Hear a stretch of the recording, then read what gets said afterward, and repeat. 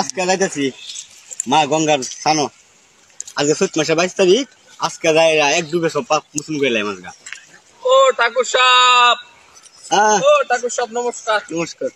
ওই যাইতাছুন? ওই যে গঙ্গার জল আছে চৈত মাসে 22 তারিখ না আজকে স্নান করবা যাইতাছুন? আজকে 3 ডুব দিয়ে সব পাপ মুসলিম গেলাম আজকে। জীবন ভরা করছুন পাপ, হ্যাঁ ওহন 3 ডুবে মাপলে বাঁচাইতাছুন।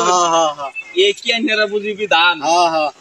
জীবনের পাপ 3 ডুবে যদি মাপ হয়ে যেত, এই জীবনে যা পাপ করছেন মানুষের সব গেরে পানির মধ্যে চুবাই। আরে তুমি এটা বুঝবা কি? আমরা ধর্মের আমরা বুঝি, তুমি বুঝবা? তুমি মুসলিম রে? জীবন ভরা মূর্তি পূজা করে খাওয়াইছুন মূর্তি রে, লাভ হইছে কোন ঠাকুর? অনেক লাভ হইছে, লাভ হইছে, মেলা লাভ হইছে। এটার মধ্যে কোনো লাভ নাই ঠাকুর সাহেব। লাভ তুমি বুঝবা কি? শুনেন আমি কি কই, বাচ্চা ফুলাফান ধরে মুসলিম ধরে সব গে যদি পুষ্করিণী চুবাইনি দেয়া থেকে তার পাপ মোচন হয় ঠাকুর সাহেব। কিভাবে মুক্তি হবো? মুক্তির কোন ব্যবস্থা নাই।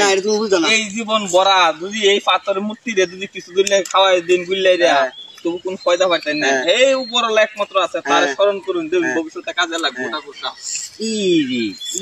বেড়া অনেক কিছু কইলি, হ্যাঁ এটা কি কথা কথা? হ্যাঁ আচ্ছা দি যাইতে বাড়ি বাঁচতে আসতে বালা কথা দিচ্ছে এছাড়া। হাই রে হাই, জীবন ভরে কই রে মূর্তি পূজা করলাম গঙ্গায় স্নান, মুসলিম ছাড়া কইলো কি করতাম না গঙ্গায় স্নান, করতাম না মূর্তি পূজা, বাদ বুঝু মুঝু কইলা পরিশোধ হয়ে যাবো গা।